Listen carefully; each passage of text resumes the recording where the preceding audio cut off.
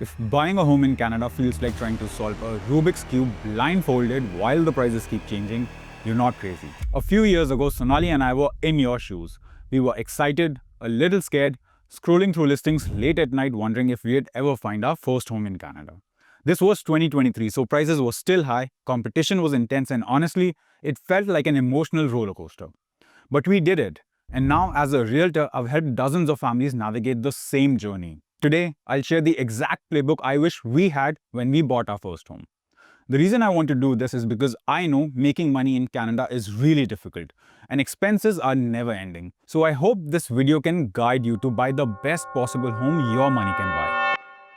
In this video, I'll talk about the mistakes I made, the frameworks I use with clients, and the various checklists I provide them. The full guide detailing this is free in the description. Now, let's get started. To give you a sense of where this advice comes from, let me take you back to our story. When we bought our first home, we were young professionals with stable jobs. But the market was tough. Bidding wars, hidden costs we didn't see coming. I remember one night, we were outbid on a bungalow we loved by $100,000. We started joking that perhaps we were poor. But we kept going, learned from our mistakes, and ended up in a cozy townhouse. Fast forward, and now I live this every day as a realtor. I've seen clients go from overwhelmed renters to proud homeowners all across the Greater Toronto area. With that foundation in mind, let's dive into the pitfalls to avoid, starting with the 3 mistakes that cost buyers the most. Mistake 1. Most people start with what can I afford? That's the wrong first question. Start by asking how long will I stay and what life am I building here? If you're planning to stay for less than 5 years, chances are high profits are unlikely. Between closing costs, land transfer taxes, realtor fees, those transaction costs alone can eat into your returns. And by the time you're ready to sell, you might just break even. For a 5 to 10 year stay, choose neighborhoods that improve your lifestyle and maintain strong resale value. When I bought my first home, I prioritized price over lifestyle, and as a consequence, we spent the first year driving everywhere. The lesson: cheaper costs more if it drains your time and energy. Alright, story time. When one of my clients wanted a bigger home 2 hours away from their workplace, I suggested a more manageable home only 30 minutes away. Why? Because they had to commute to work 5 days a week, and saving that drive time ended up improving their quality of life more than any extra square footage ever could. Mistake 2. Always remember, you're not just buying a purchase price, you're buying a monthly life. Start with the mortgage, then layer in property taxes, insurance, utilities. Remember, bigger home equals bigger bills and maintenance time. Plus, the quiet costs most buyers forget: commuting, daycare, internet upgrades, lawn care, seasonal maintenance. Lock in an all-in monthly number for the next 4 to 5 years and ask, how does this change our lifestyle? When we bought, emotion pushed us to stretch. Don't. Repeat your all-in number like a mantra or track it in a simple spreadsheet for every home you consider. You'll see your lifestyle tilt before you send an offer. The real budget breaker is the life you fund every month. And I've had clients do exactly this. They've toured multiple homes every weekend for 8 months, kept their all-in number sacred, and landed exactly the home they wanted in the price range they set from day one. Mistake 3. Most buyers remember the kitchen.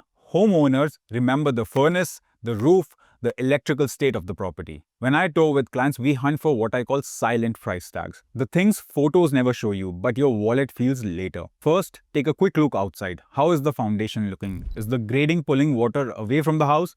A worn-out roof usually tells you what the next few years will cost. Inside, I'm checking for moisture, any musty hint in the basement, condensation on windowsills, or floors that sound creaky. Then we head straight to the utility room. How old is the furnace and the AC? What's the electrical panel amperage, breakers, any DIY surprises? These are high-ticket organs of your home. Now, none of this is an automatic deal killer. It's leverage if we write the offer, or a walk away if the numbers won't work. To keep emotions honest, we score every home with a simple checklist. It turns pretty kitchen into sound house and smart offer. Now that we've covered the mistakes to sidestep, let's shift to the positive. 2 frameworks that will make you unshakable in this home buying journey. Let's talk about your life first readiness map.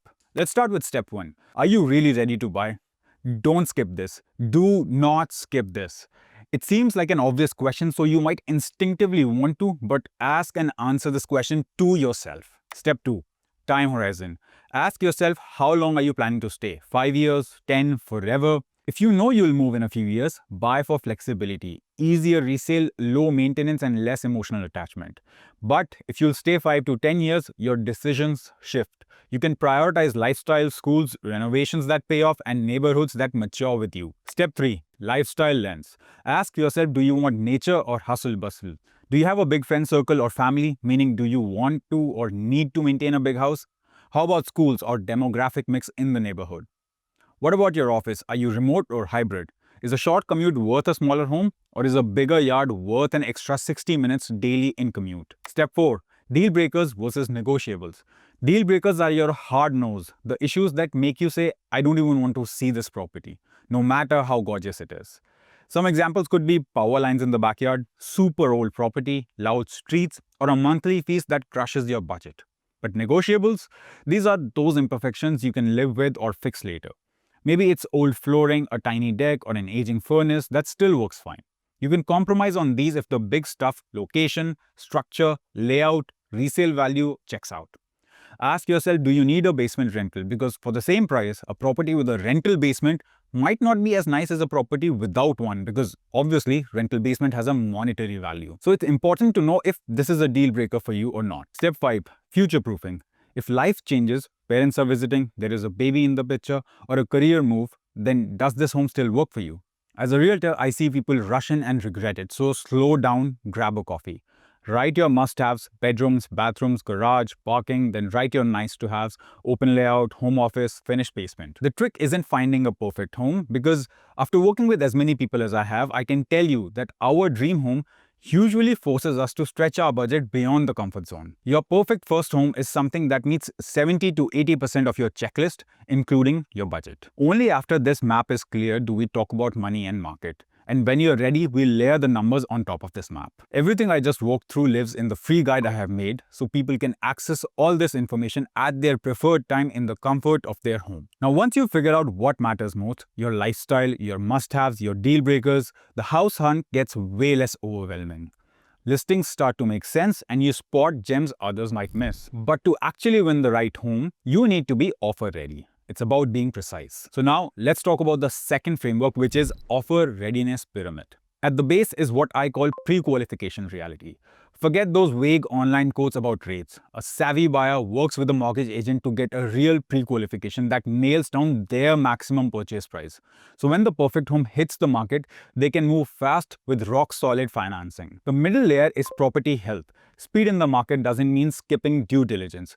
Before we even think about writing an offer, I help clients do a quick health checkup. The roof, furnace, electrical panel, grading, moisture risk, all the boring stuff that turns into 5-figure surprises later. Once we know the home's condition, we decide which conditions make sense. Financing, inspection, based on your comfort level and how competitive the market is. The goal isn't to waive every condition, it's to know exactly when to protect yourself and when to play offense. At the top of the pyramid is CMA and strategy. I pull a true comparative market analysis, not a zestimate, not a guess, and adjust for finish level, lot size, days on the market. And then I call the listing agent, not to talk, but to listen. Are they chasing price? Do they care more about timing or certainty? Those details shape everything. We structure your offer around what the seller actually values: deposit strength, closing date flexibility, and even how long our offer stays open. And sometimes, the smartest move is to walk away. I once had a client fall in love with the house, but the inspection revealed hidden water issues the seller brushed off. I told them to walk. 3 weeks later, we found a better home, newer systems, cleaner price, and zero stress. That's the kind of win that never shows up on paper, but it's the one that builds long-term wealth. When you combine those 3 layers, preparation, protection, and precision, you stop reacting to the market and start controlling your outcome. That's what being offer ready really means. With these frameworks as your foundation, you're set to take action. So let's wrap this up with a simple plan to get you moving. Once you've got the mindset and the readiness in place, it's time to put the whole thing into action. This is where most people freeze, they overthink, second guess, and wait for the perfect time.